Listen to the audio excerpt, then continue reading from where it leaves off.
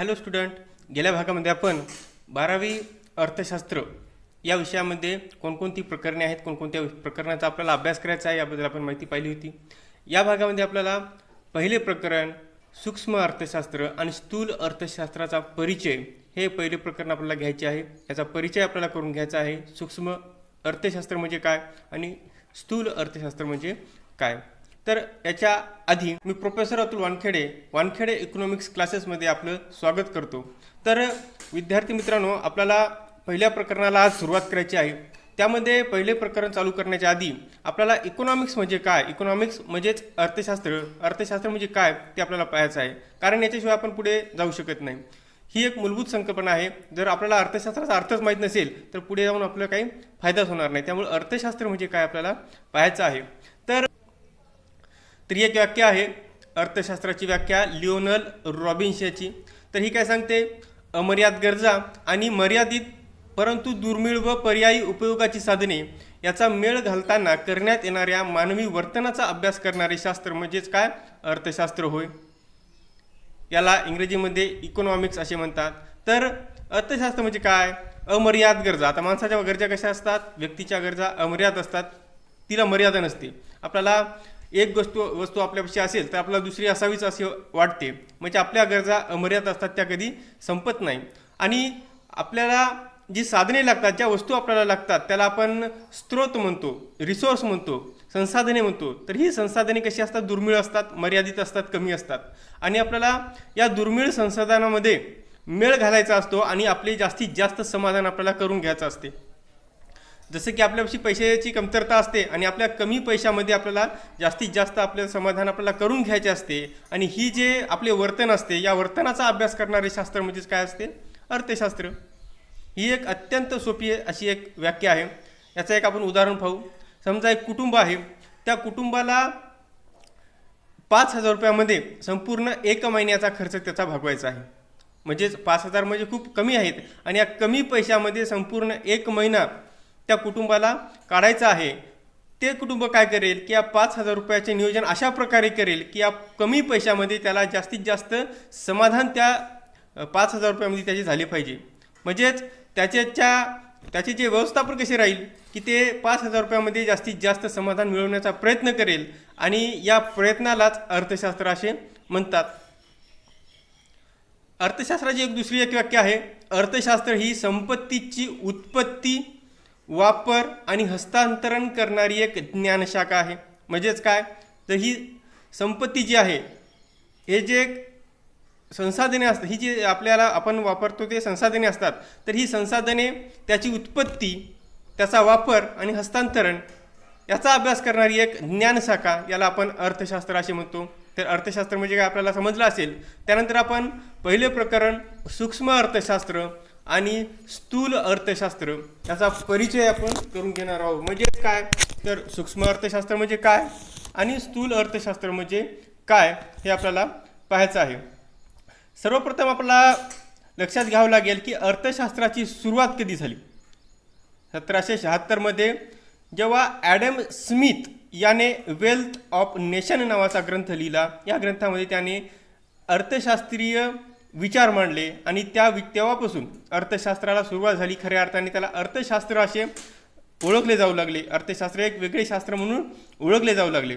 त्यामध्ये अर्थशास्त्राचे 2 भाग पडतात. अर्थशास्त्राचा अभ्यास करताना आपण 2 भागामध्ये त्याचा अभ्यास करत असतो. एक आहे सूक्ष्म अर्थशास्त्र आणि अर्थशास्त्राची दुसरी शाखा आहे स्थूल अर्थशास्त्र. सूक्ष्म अर्थशास्त्र याला मायक्रो इकॉनॉमिक्स असे म्हणतात. मायक्रोस या ग्रीक शब्दापासून याची उत्पत्ती झाली आहे. मायक्रोस म्हणजेच काय, तर लहान. तर लहान म्हणजेच काय, सूक्ष्म. सूक्ष्म म्हणजे काय, तर अतिशय लहान भाग. तर या अतिशय लहान भागाचा ज्या शास्त्रामध्ये अभ्यास केला जातो त्याला आपण सूक्ष्म अर्थशास्त्र असे म्हणतो. तर स्थूल म्हणजे काय, तर या स्थूल शब्दाची निर्मिती कोणत्या शब्दापासून झाली आहे, तर मॅक्रोस हा एक ग्रीक शब्द आहे. मॅक्रोस म्हणजेच काय, तर मोठा. तर मग स्थूल म्हणजे काय, मोठा. जे मोठ्या स्वरूपात अर्थशास्त्राचा अभ्यास ज्या शास्त्रामध्ये केला जातो त्याला स्थूल अर्थशास्त्र म्हणतात. आणि या स्थूल अर्थशास्त्रामध्ये आर्थिक समस्या कशा असतात, मोठ्या स्वरूपाच्या असतात, राष्ट्रीय स्वरूपाच्या असतात, जागतिक स्वरूपाच्या असतात आणि अशा पद्धतीने त्याचा अभ्यास आपण मोठ्या स्वरूपात करत असतो, म्हणून याला स्थूल अर्थशास्त्र असे म्हणतात. आणि या ज्या शब्दाचा वापर आहे सर्वप्रथम म्हणजे काय, सूक्ष्म अर्थशास्त्र आणि स्थूल अर्थशास्त्र हे जे दोन शब्द आहेत याचा वापर सर्वप्रथम 1933 मध्ये ओस्लो विद्यापीठातील नॉर्वेजियन अर्थशास्त्रज्ञ रॅग्नर फिश यांनी केलेला आहे. याने सर्वप्रथम अर्थशास्त्रामध्ये दोन भाग केले, सूक्ष्म अर्थशास्त्र आणि स्थूल अर्थशास्त्र. ज्या शास्त्रामध्ये लहान घटकाचा अभ्यास केला जातो त्याला सूक्ष्म अर्थशास्त्र असे म्हणतात आणि ज्या घटकामध्ये स्थूल म्हणजे मोठ्या स्वरूपाचा मोठ्या समस्येचा अभ्यास केला जातो त्या शास्त्राला स्थूल अर्थशास्त्र असे म्हणतात. तर यानंतर आपल्याला सूक्ष्म अर्थशास्त्र आणि स्थूल अर्थशास्त्र यामध्ये फरक काय आहे ते आपल्याला समजून घ्यायचं आहे. त्यामध्ये आपण पाहिलेलं आहे की सूक्ष्म अर्थशास्त्राच्या दोन शाखा, त्यामध्ये सूक्ष्म अर्थशास्त्र एक आणि स्थूल अर्थशास्त्र. याची सुरुवात किंवा याची संकल्पना कोणं तयार केली, कोणं सर्वप्रथम याला सूक्ष्म अर्थशास्त्र आणि स्थूल अर्थशास्त्र असं मानलं, तर रॅग्नर फिश याने 1933 मध्ये रॅग्नर फिश 1933 मध्ये त्यांनी याची सुरुवात केली. तर सूक्ष्म अर्थशास्त्र यालाच अंशलक्षी अर्थशास्त्र असे म्हणतात.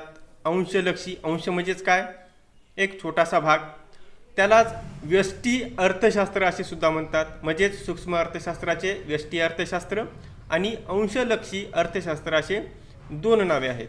त्यानंतर स्थूल अर्थशास्त्राला समष्टी अर्थशास्त्र असे म्हणतात, सामान्य अर्थशास्त्र असे म्हणतात किंवा सांकलिक अर्थशास्त्र असे म्हणतात. म्हणजेच या तीनही नावाने या शास्त्राला ओळखले जाते किंवा त्याचा अर्थ समान आहे. तर सूक्ष्म अर्थशास्त्रामध्ये कशाचा अभ्यास केला जातो, तर सूक्ष्म घटकाचा, एका सूक्ष्म घटकाचा. समजा एक विद्यार्थी आहे, त्या विद्यार्थ्याबद्दल आपल्याला काही जाणून घ्यायचं आहे, तर त्याला आपण वैयक्तिक अभ्यास त्या विद्यार्थ्याचा करत आहोत. म्हणजेच हा अभ्यास कशामध्ये येईल, तर सूक्ष्म अर्थशास्त्रामध्ये. म्हणजे आपण वैयक्तिक घटकाचा अभ्यास त्यामध्ये करत असतो, लहान घटकाचा अभ्यास त्यामध्ये करत असतो. जर आपण संपूर्ण वर्गाचा विचार केला आणि संपूर्ण वर्गाबद्दल काहीतरी आपण माहिती जाणून घेत आहोत, तर तो अभ्यास म्हणजेच काय, तर स्थूल अर्थशास्त्र. म्हणजेच एक जंगल आहे आणि त्या जंगलामध्ये संपूर्ण जंगलाचा अभ्यास करत असेल तर त्या अभ्यासाला आपण काय कोणत्या याच्यामध्ये मोडतो, तर तो अभ्यास स्थूल अर्थशास्त्रामध्ये. आणि त्या जंगलामध्ये एका झाडाचा आपला जर अभ्यास करायचा असेल तर तो अभ्यास होईल आपला सूक्ष्म स्वरूपाचा अभ्यास. म्हणजेच अशा लहान घटकाचा अभ्यास ज्या शास्त्रामध्ये केला जातो त्याला सूक्ष्म अर्थशास्त्र असे म्हणतात.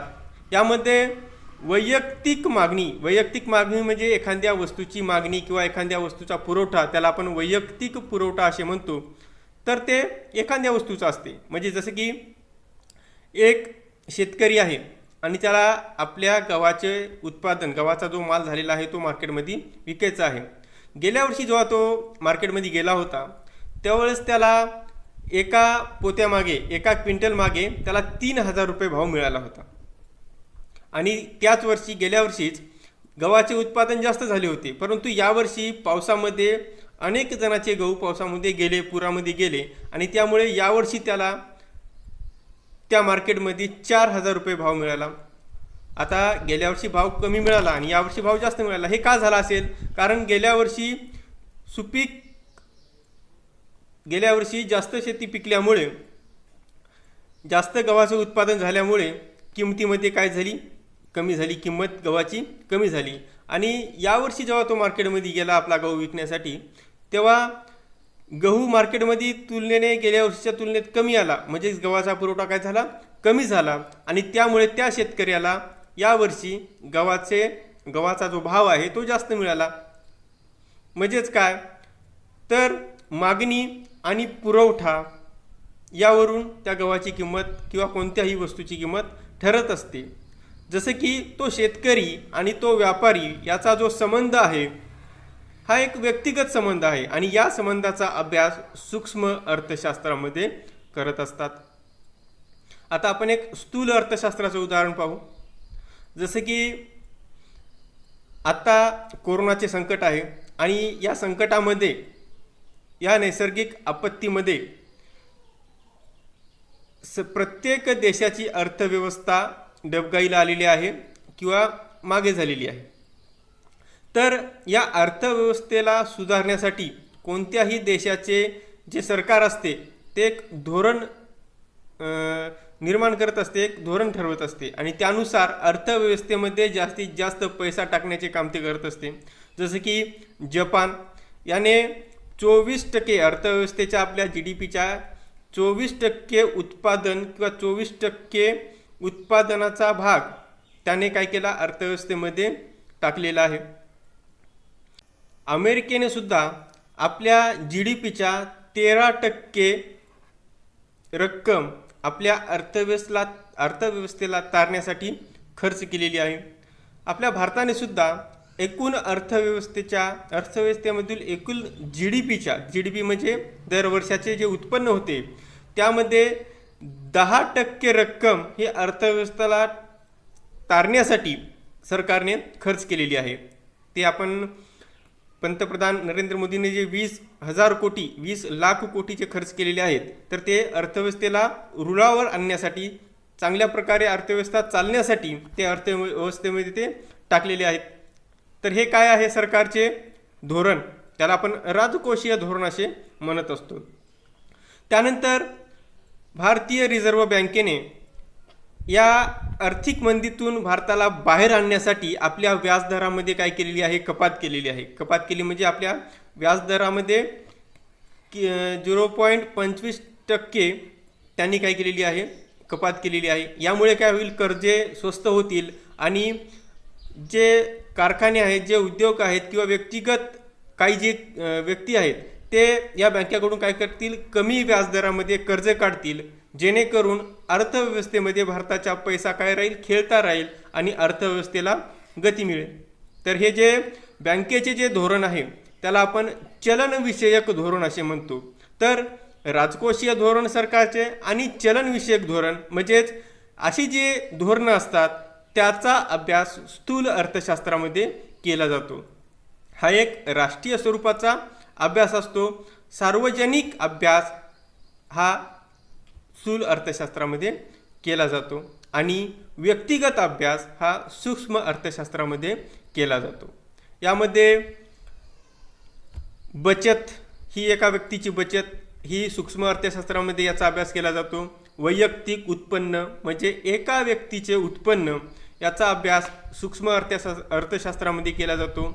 एक व्यक्ती, एक संस्था म्हणजे एक उद्योग असेल, एक संस्था असेल एखादी, तर तिचा अभ्यास सूक्ष्म अर्थशास्त्रामध्ये केला जातो. एक वस्तू व तिची किंमत, एक वस्तू समजा हा पेन आहे, या पेनीची किंमत कशी ठरवली जाते, ही मागणी पुरवठ्याने ठरवली जाते आपल्याला माहीत आहे. परंतु या पेनीचा संपूर्ण अभ्यास आपण या सूक्ष्म अर्थशास्त्रामध्ये करत असतो. म्हणजे ही एक वस्तू आहे आणि एका वस्तूचा अभ्यास सूक्ष्म अर्थशास्त्रामध्ये केला जातो. त्यानंतर वैयक्तिक कृती म्हणजे एक व्यक्ती, एक संस्था, एक उद्योग, त्याच्या ज्या कृती असतात, वैयक्तिक कृती असतात, त्याचा अभ्यास आपण सूक्ष्म अर्थशास्त्रामध्ये करतो.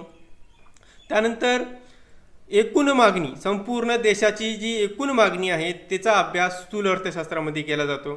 त्यानंतर एकूण पुरवठा, संपूर्ण देशाचा पुरवठा, एखाद्या वस्तूच्या मालाचा पुरवठा, हा एकूण पुरवठा या स्थूल अर्थशास्त्रामध्ये याचा अभ्यास केला जातो. त्यानंतर एकूण देशाची बचत, एकूण राष्ट्रीय गुंतवणूक, संपूर्ण देशाची जी गुंतवणूक असते याचा सुद्धा अभ्यास स्थूल अर्थशास्त्रामध्ये केला जातो. त्यानंतर राष्ट्रीय उत्पन्न, संपूर्ण देशाचे उत्पन्न, बेरोजगारी, गरिबी, राजकोषीय धोरण, चलनविषयक धोरण याचा अभ्यास स्थूल अर्थशास्त्रामध्ये केला जातो. तर आपण पाहिलं अर्थशास्त्राची जी मूळ संकल्पना मांडली होती त्याला आपण अर्थशास्त्राचा जनक असे म्हणतो, ॲडम स्मिथ. तर या ॲडम स्मिथने वेल्थ ऑफ नेशन हा ग्रंथ लिहिला 1976 मध्ये आणि तेव्हापासून अर्थशास्त्र ही संकल्पना दृढ झाली. त्यानंतर अर्थशास्त्राचे 2 शाखा करण्याचे काम किंवा दोन शाखेमध्ये विभाजन करण्याचे काम कोणी केलं तर रॅग्नर फिश याने 1933 मध्ये. एक शाखा आहे सूक्ष्म अर्थशास्त्र आणि दुसरी शाखा आहे स्थूल अर्थशास्त्र. यालाच सूक्ष्म अर्थशास्त्राला अंशलक्षी अर्थशास्त्र आणि व्यष्टी अर्थशास्त्र असे म्हणतात. तर स्थूल अर्थशास्त्राला समष्टी अर्थशास्त्र, सामान्य अर्थशास्त्र आणि सांकलिक अर्थशास्त्र असे म्हणतात. तर सूक्ष्म अर्थशास्त्रामध्ये लहान घटकाचा सूक्ष्म घटकाचा अभ्यास केला जातो आणि या सूक्ष्म अर्थशास्त्राचे जनक ॲडम स्मिथ आहे. म्हणजेच अर्थशास्त्राचे जनक, अर्थशास्त्राचे पितामह आपण त्याला म्हणतो, तर ते ॲडम स्मिथच आहेत. आणि या सूक्ष्मलक्षी किंवा सूक्ष्म अर्थशास्त्राचे जनकसुद्धा ॲडम स्मिथ आहे. त्यानंतर स्थूल अर्थशास्त्र, यामध्ये जास्तीत जास्त सिद्धांत मांडण्याचे काम J.M. केन्स याने केलेलं आहे आणि त्यामुळे J.M. केन्स हे या स्थूल अर्थशास्त्राचे जनक असे त्यांना म्हणतात. तर ते काय आहेत? J.M. केन्स हे या स्थूल. तर फ्रेंड्स, ह्या जे संकल्पना आहेत सूक्ष्म अर्थशास्त्र आणि स्थूल अर्थशास्त्र, या आणखी क्लिअर होण्यासाठी आपण काही व्याख्याचा अभ्यास करूया. तर सूक्ष्म अर्थशास्त्राची व्याख्या आहे अर्थव्यवस्थेचे सूक्ष्मदर्शी अध्ययन म्हणजे सूक्ष्म अर्थशास्त्र होय. म्हणजेच अर्थव्यवस्थेचे सूक्ष्मदर्शी अतिशय लहान घटकाचे, छोट्या घटकाचे अध्ययन करणे म्हणजेच काय तर सूक्ष्म अर्थशास्त्र. ही मॉरिस डॉब याची व्याख्या आहे. त्यानंतर केनेथ बोल्डिंग याची एक व्याख्या आहे विशिष्ट उत्पादन संस्था. विशिष्ट उत्पादन संस्थामध्ये एखादी एक विशिष्ट उत्पादन संस्था, विशिष्ट कुटुंब, एखादे कुटुंब, वैयक्तिक किमती. वैयक्तिक किमती म्हणजे एका वस्तूच्या किमती, वैयक्तिक उद्योग, वेतन आणि विशिष्ट वस्तूचा अभ्यास करणारे शास्त्र म्हणजेच सूक्ष्म अर्थशास्त्र होय. यावरून आपल्याला लक्षात येते की सूक्ष्म अर्थशास्त्रामध्ये अतिशय लहान घटकाचा अभ्यास करणारे शास्त्र म्हणजे त्याला आपण काय म्हणतो सूक्ष्म अर्थशास्त्र. तर सूक्ष्म अर्थशास्त्र म्हणजे काय हे तुम्हाला समजलं असेल. तर विद्यार्थी मित्रांनो, या भागामध्ये आपण सूक्ष्म अर्थशास्त्र म्हणजे काय आणि स्थूल अर्थशास्त्र म्हणजे काय याची माहिती पाहिलेली आहे. तर या नंतरच्या भागामध्ये आपण सूक्ष्म अर्थशास्त्राची व्याप्ती आणि तिचे महत्त्व पाहणार आहोत.